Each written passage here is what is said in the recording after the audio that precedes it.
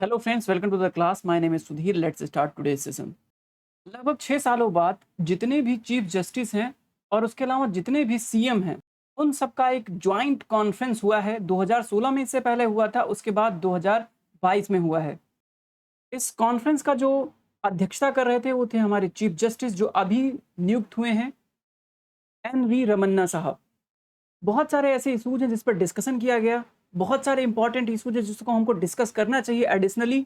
तो आइए समझने की कोशिश करते हैं इंडियन जुडिशरी सिस्टम में क्या प्रॉब्लम है, क्या चैलेंजेस हैं, क्या सॉल्यूशन हो सकता है, गवर्नमेंट ने अब तक क्या इनिशिएटिव लिया। पूरी डिटेल से समझने की कोशिश करते हैं इंडियन जुडिशरी का ये टॉपिक। शुरू करने से पहले आप ये वीडियो देखिए।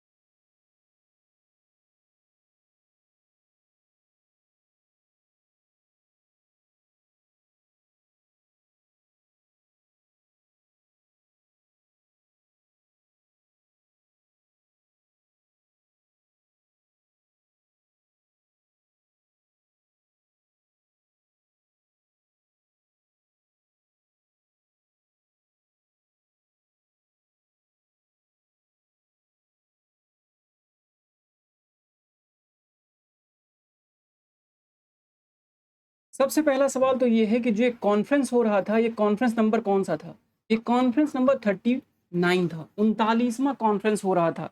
इससे पहले, आज़ादी के पहले तकरीबन 38, लगभग 38 कॉन्फ्रेंस हो चुके हैं ऐसे, और ये 39वां है। पहला सवाल।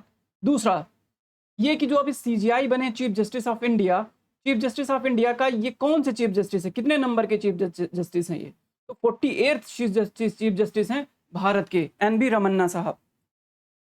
अब आते हैं वीडियो पे वापस लौट के, क्या मुख्य बातें करी गई इस कॉन्फ्रेंस में। मेजर जो जोर दे रहे थे इस कॉन्फ्रेंस पे ये था, जैसे पीएम मोदी साहब जोर दे रहे थे, कह रहे थे कि भाई देखो, लीगल लैंग्वेज इतनी डिफिकल्ट है कि आम जन को समझ में नहीं आती है।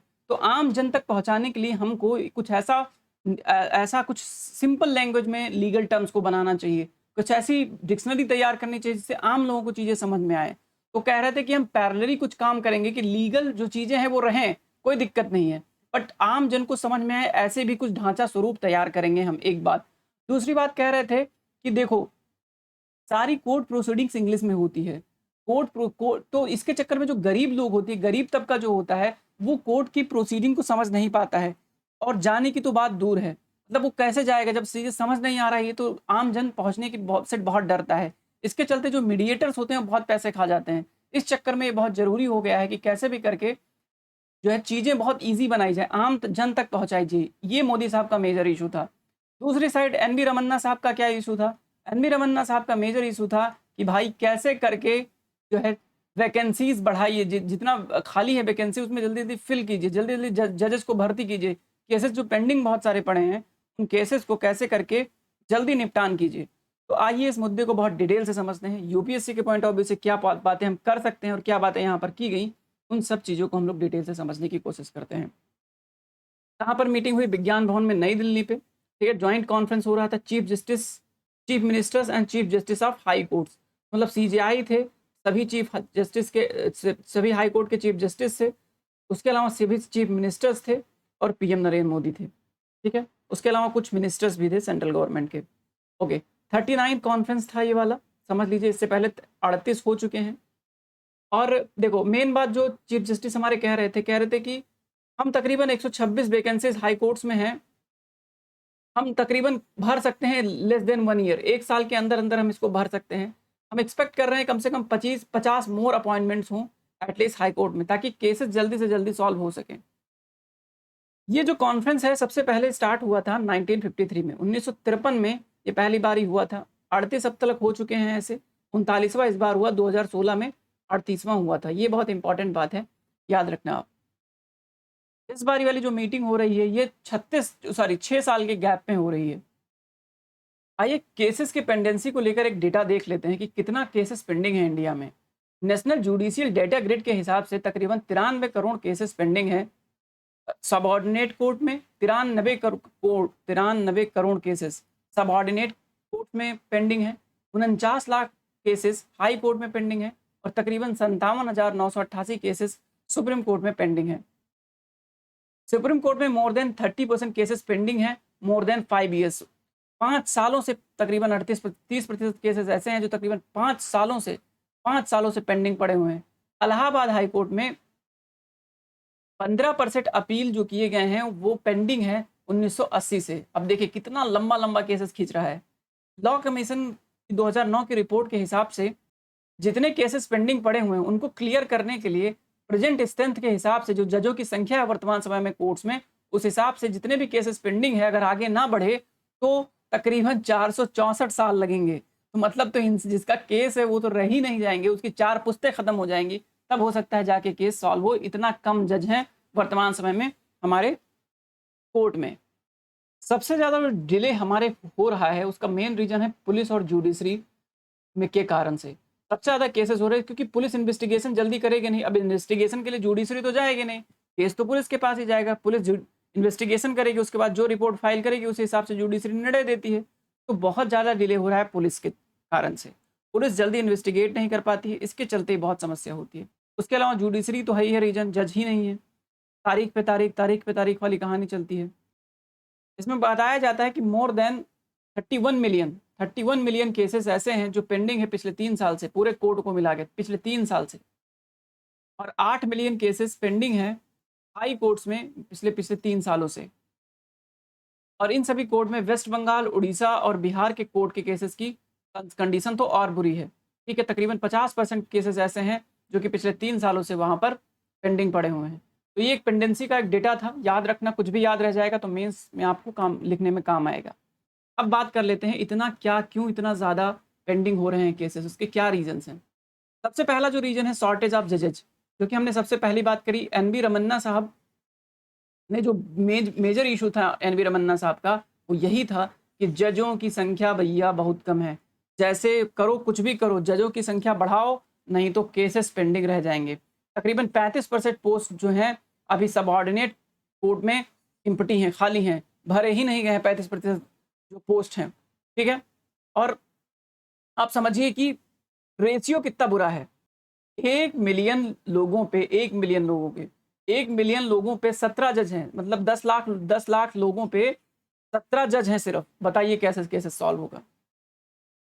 इससे पहले कम से कम लॉ कमीशन की अगर बात माने तो उन्होंने रिकमेंड किया था कम से कम 50 जज होने चाहिए 1 मिलियन लोगों पर मिलियन 50 जज होने चाहिए, बट लेकिन अभी 17 जज हैं। उसमें से आधे का अपॉइंटमेंट होता है, आधे का नहीं होता है। दूसरी समस्या क्या है, फ्रिक्वेंट अर्जेंटमेंट, बहुत ज़्यादा अर्जेंटमेंट होता है, स्थगन कर देते हैं। ठीक है, देखिए एक नॉर्मल कंडीशन क्या होती है, नॉर्मल जो केसेस की कंडीशन है वो ये है कि देखो कहा जाता है कि किसी भी केस में जो है एटलीस्ट फॉलो कीजिए कि कम से कम मैक्सिमम 3 मतलब अधिकतम 3 एडजमेंट हो। मतलब किसी भी केस को सॉल्व कराना है, अगर कोई केस कोर्ट में गया है तो उसको 3 स्थगन में ही समाप्त कर दीजिए। ये नहीं कि आप 10, 12, 15 लगते रहे। लेकिन 50% केसेस में ऐसा होता है कि 3 वाला रूल फॉलो ही नहीं होता है। 3 वाला रूल फॉलो ही नहीं होता है 50% केसेस में। हालात ये हैं, वही तारीख पे तारीख चलती रहती है। अगला जो मेजर रीजन है low budgetary allocation leading to poor infrastructure. ठीक है, बहुत कम पैसे मिलते हैं। 0.09% अब जीडीपी का जुडिशियल इंफ्रास्ट्रक्चर के लिए खर्च किया जाता है। अब सोचिए जब इतना कम पैसा, 1% पैसा नहीं खर्च किया जा रहा है जुडिशियल इंफ्रास्ट्रक्चर पे या जुडिशरी को मेंटेन करने के लिए, तो आप सोचिए कि जुडिशरी इतना अच्छा कैसे काम करे। जहाँ पर आप शिक्षा पर 4 से 5% खर्च कर रहे हैं, हेल्थ पे बहुत खर्च कर रहे हैं, आप सोचिए जुडिशरी भी उतनी ही ज़रूरी चीज़ है। लोगों को अगर समय पर न्याय नहीं मिला तो पूरी ज़िंदगी बर्बाद हो जाती है सिर्फ कोर्ट के चक्कर लगाते हुए, वकीलों को पैसा पूछते हुए। तो इस चक्कर में बहुत ज़रूरी है कि जुडिशरी को इतना सस्ता बनाया जाए और उस पर खर्च गवर्नमेंट इतना ज़्यादा करे कि इतना दिक्कत ना हो आम जन लोगों को। जब भी इंफ्रास्ट्रक्चर कमज़ोर रहेगा तो जाहिर सी बात है जजमेंट बहुत पुअर आएंगे। इंफ्रास्ट्रक्चर कमज़ोर का मतलब सिर्फ बिल्डिंग नहीं होता है, रीच होता है कि जल्दी जल्दी केस डिस्पोज करने के लिए केसों की तारीख जल्दी लगे, ठीक है। उसके अलावा जल्दी से इन्वेस्टिगेशन हो, कमिटी बैठे तो फटाफट कमिटी अपना काम करके तुरंत दे दे रिपोर्ट, जो रिपोर्ट आई है उसको पढ़ने वाला, उसको इंटरप्रिटेट करने वाले लोग भी ज़्यादा हों, बहुत सारी काम होते हैं, ठीक है। साथ ही साथ उनके रहने खाने की भी व्यवस्था मजबूत होनी चाहिए। अभी देखो सुप्रीम कोर्ट में जो वर्तमान समय में जो इंफ्रास्ट्रक्चर है वो तकरीबन 15,000 जुडिशियल ऑफिसर्स को रख सकता है, जबकि कहा जाता है कि कम से कम 20-25 हज़ार लोगों को रखने का व्यवस्था कीजिए। तो 15,000 को झेल पाओगे, 25,000 की डिमांड है, कहाँ से काम चलेगा, ठीक है। अब दूसरी दिक्कत, बहुत बड़ी जो दिक्कत आती है वो गवर्नमेंट केसेस के बर्डन बहुत ज़्यादा रहते हैं। गवर्नमेंट केसेस के बर्डन बहुत ज़्यादा हैं। अभी एनवी रमन्ना साहब यही कह रहे थे कि सबसे ज़्यादा मुकदमेबाज तो सरकार है, सरकार सबसे ज़्यादा मुकदमेबाजी करती है और उसी के कारण केसेस बहुत ज़्यादा मात्रा में जो है सुप्रीम कोर्ट और हाई कोर्ट में पहुँचते हैं।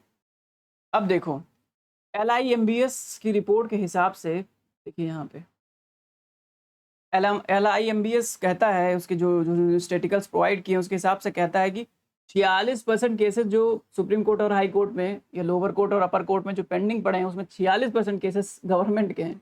तो गवर्नमेंट इतना केसेस फाइल करती है और व्यवस्था के नाम पे गवर्नमेंट कुछ नहीं देती है। 1% अब मतलब मुश्किल से 1% से भी कम GDP का खर्च कर रहे हो। सोचनीय विषय, बहुत सोचनीय विषय है, ठीक है। तो 46% केसेस, हर बात पे तो केस फाइल कर देती है गवर्नमेंट, तो इसलिए गवर्नमेंट सबसे बड़ी मुकदमेबाज है, ऐसा उन्होंने कहा। बड़ा पॉइंट है, याद रखना। स्पेशल लीव पिटिशंस बहुत ज़्यादा परेशान करते हैं। स्पेशल लीव पिटिशंस करंटली तकरीबन 40% कोर्ट में जो केसेस हैं वो स्पेशल लीव पिटिशंस हैं, जो कि कॉन्स्टिट्यूशनल इशूज से रिलेटेड बहुत ज़्यादा मिल के निकल के आते हैं। तो स्पेशल लीव पिटिशंस भी हर बार गवर्नमेंट ठोकते रहती है, ये बहुत बड़ी बात है। ये बहुत मतलब होते रहता है कि हर बार स्पेशल लीव पिटिशंस लेके पहुंच जाएंगे और फिर केस पे केस, तारीख पे तारीख चलती रहेगी। तो ये बहुत बड़ा मसला है स्पेशल लीव पिटिशंस का। साथ ही साथ अब हो क्या गया है ना कि कोई भी उठ के पिटीशन दायर कर देता है, किसी भी मैटर पे उठा के तुरंत पिटीशन दायर कर दिया, तो वो भी एक बहुत बड़ा मसला चलता है। पिटीशन का भी मतलब होना चाहिए दाल चावल नहीं हो गया, किसी भी मैटर पे उठा के पिटीशन नहीं दायर कर, क्योंकि फिर कोर्ट में केस में जाएगा, केस पे जाएगा और जो इंपॉर्टेंट इशूज़ रह जाएंगे, इंपॉर्टेंट जो भी बहुत ज़रूरी जिनको जस्टिस चाहिए होता है उनको जस्टिस मिल नहीं पाएगा। जज का वेकेशन, जज की छुट्टी, ये भी बहुत बड़ा मसला है भाई। ऑन एन एवरेज कहा जाता है सुप्रीम कोर्ट वर्क करता है 188 दिन 365 दिन में। अब बताइए, सुप्रीम कोर्ट वर्क करता है 188 दिन 65 दिन में, 365 दिन में, सोचिए। तो ये भी एक बहुत बड़ा मसला है, इसको भी याद रखिए पॉइंट के तौर पे। अब ये पॉइंट वाले साले हैं, सारे के सारे हैं पॉइंट के पॉइंट, है ना। फटाफट इसको नोट करके रखिएगा तो आपको काम लगेगा मेन सोच लिखने में, है ना। उसके अलावा lack of court management, court का मैनेजमेंट बहुत कमज़ोर, मैनेजमेंट बहुत इंप्रूव नहीं होता है, कोर्ट ऑपरेशंस बहुत स्लो चलते हैं।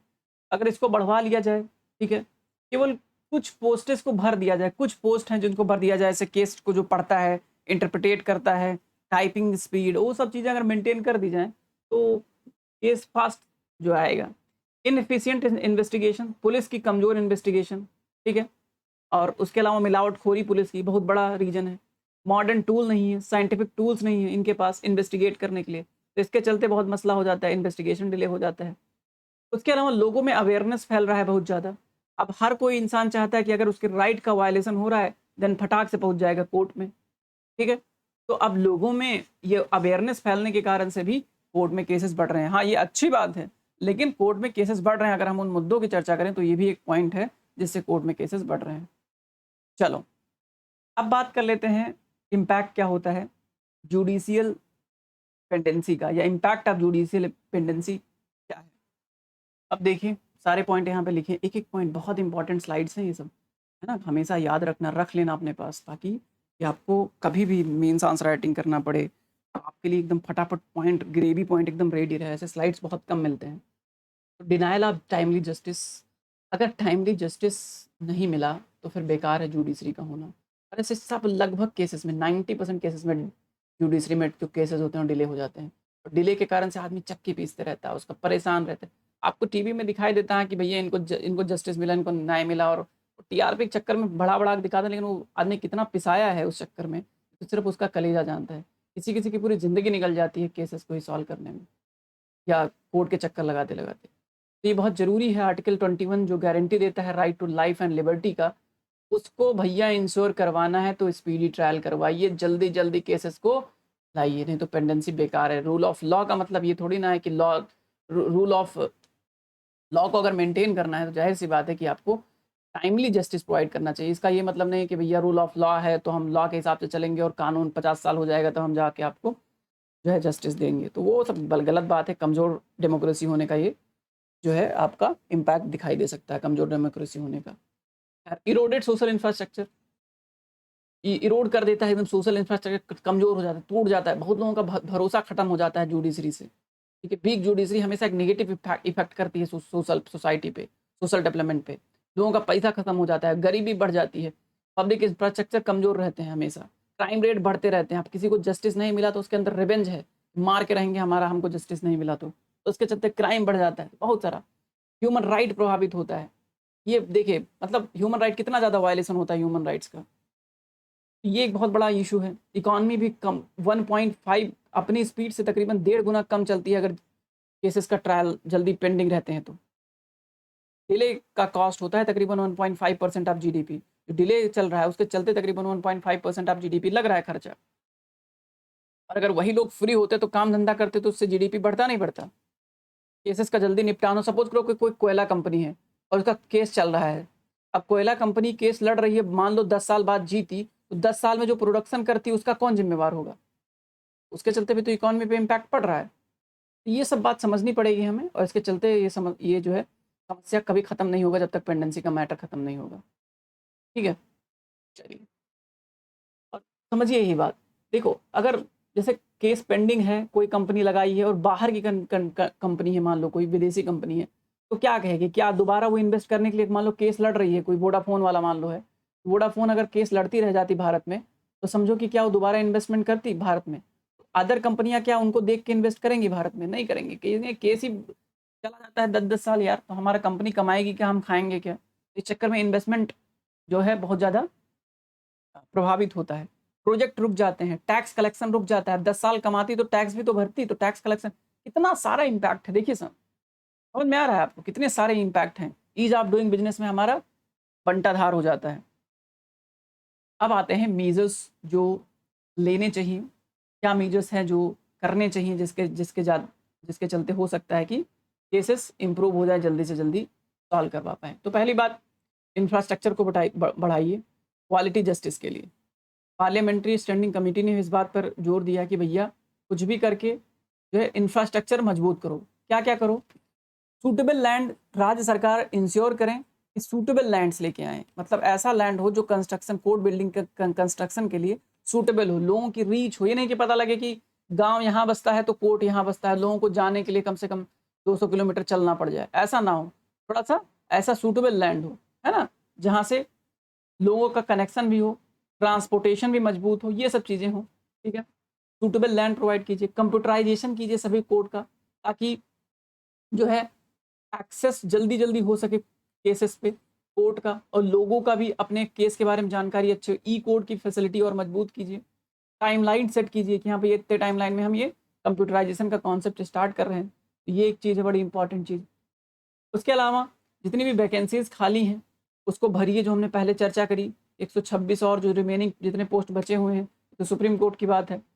जो रिमेनिंग कोर्ट्स में बचे हुए हैं, सॉरी ये माफ़ कीजिए, हाई कोर्ट की बात है। और जो रिमेनिंग कोर्ट में बचे हैं केस वैकेंसीज़, उनको जितना जल्दी हो सके उनको भरिए। एक्सपीरियंस जजेस को लेके आइए ताकि केस का निपटान जल्दी हो सके। और जो लोग रिटायरमेंट ले चुके हैं, उनको एडॉक जजेस का कॉन्सेप्ट जो है उसको बहुत मजबूती से तरीके से रखिए।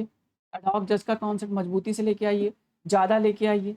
अगर ज़रूरत है हाई कोर्ट में भी लाने का तो कॉन्स्टिट्यूशनल अमेंडमेंट कीजिए।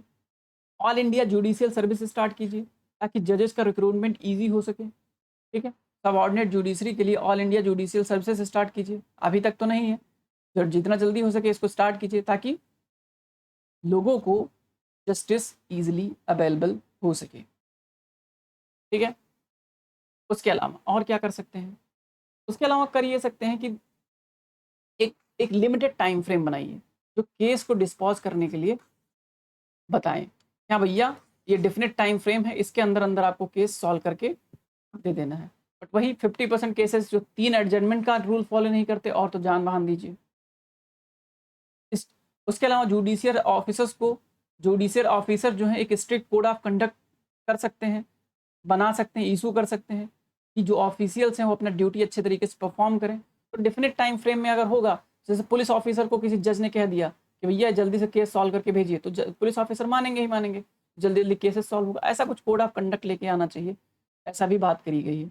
स्ट्रिक्ट रेगुलेशन होनी चाहिए एडजर्नमेंट पे, स्थगन पे बहुत कोई स्ट्रिक्ट रूल रेगुलेशन होना चाहिए। ऐसे नहीं कि तारीख पे तारीख की कहानी चल रही है। बेटर कोड मैनेजमेंट हो, रिलायबल डाटा कलेक्शन हो, कमज़ोर डाटा कलेक्शन ना हो, डेटा कलेक्शन भी मजबूत होनी चाहिए, फर्जीवाड़ा ना हो, कंप्यूटराइजेशन हो डेटा का। उसके अलावा जितने भी साक्ष्य अगर बायोमेट्रिक की ज़रूरत है या कोई बायोलॉजिकल जांच की ज़रूरत है तो उस पर भी तेज़ी से काम करना चाहिए।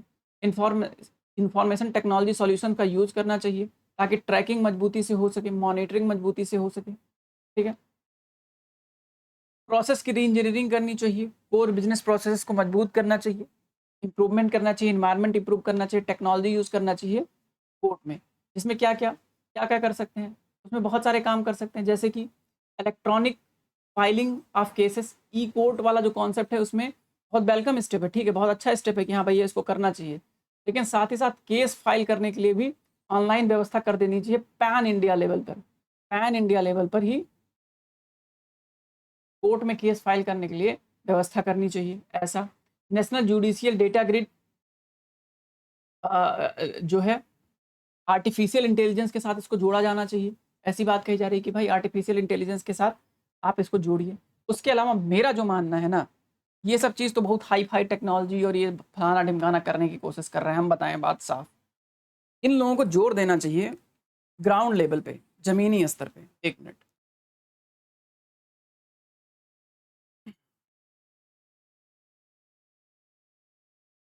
जमीनी स्तर पे ग्राम न्यायालय, लोक अदालत, पंचायत, ग्राम पंचायत लेवल पे चीजें मजबूत करनी चाहिए। ये सबसे जो नलसा का कॉन्सेप्ट आया था ना,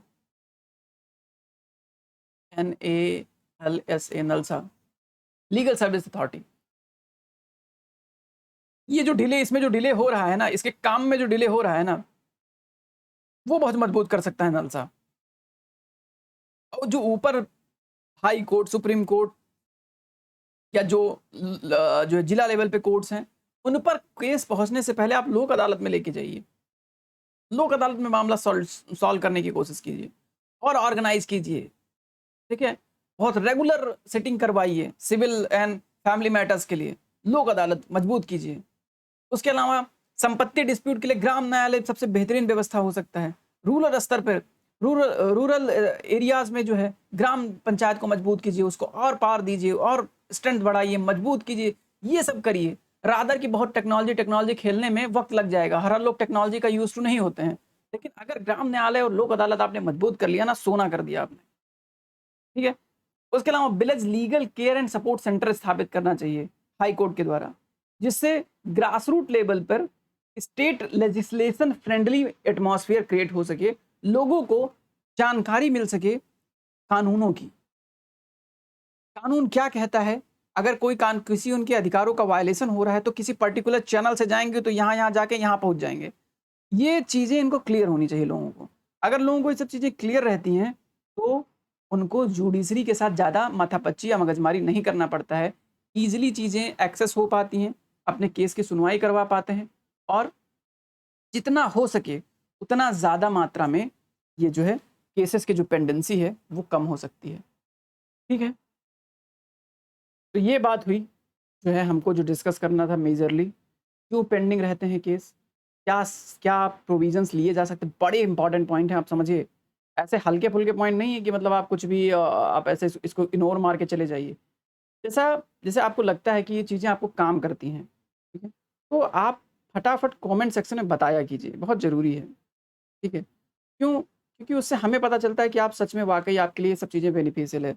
वरना देखो अभी इतना ज़्यादा बूम तो कर नहीं रहा है ये सब चीज़ें, तो इस चक्कर में कभी-कभी मोटिवेशन डाउन हो जाता है, कभी-कभी मन करता है छोड़ो यार रहने देते हैं, नहीं पढ़ाते हैं, है ना? तो इसलिए बहुत ज़रूरी बनता है ये बात कि आप कमेंट सेक्शन में बताइए, हाँ भाई, जो आप पढ़ा रहे हो हमारे काम का है, हमको ठीक लग रहा है, इसको आगे कंटिन्यू करना चाहिए, नहीं कंटिन्यू करना चाहिए। ठीक है, वरना फिर किसी और सब्जेक्ट पे काम किया जाए, मेहनत किया जाए, है ना? इसलिए कोशिश कीजिए कि आप बताया कीजिए कमेंट सेक्शन में जाके कि हाँ भाई ये ठीक है, ये ख़राब है, इसमें ये चेंज करो, ये चेंज करो, ठीक है, ब्ला ब्ला ब्ला, ठीक है, ये सब चीज़। तो ये सब चीज़ें हैं जो बड़ी इंपॉर्टेंट हैं, आप करिए इसको, अपने दोस्तों के साथ जितना हो सके उतना शेयर कीजिए। बाकी अनअकैडमी पे अगर आपको सब्सक्रिप्शन लेना है तो कमेंट सेक्शन में आप बता सकते हैं, ठीक है। TT100 करके कूपन कोड है जो आप यूज़ कर सकते हैं ताकि आपको मैक्सिमम डिस्काउंट अवेल हो सके, है ना? समझ गए आप? चलिए, ओके। मुझे नहीं लगता है कि अभी इस इश्यू में आपको कोई समस्या है। काफ़ी मुद्दे हमने डिस्कस कर लिया। आप कोर कॉन्सेप्ट है जाके पढ़िए, लक्ष्मीकांत उठाइए आर्टिकल 124 से, स्टार्ट कीजिए पढ़ना सुप्रीम कोर्ट का कॉन्सेप्ट, ठीक है? मिलते हैं नेक्स्ट वीडियो में। Thank you so much for watching.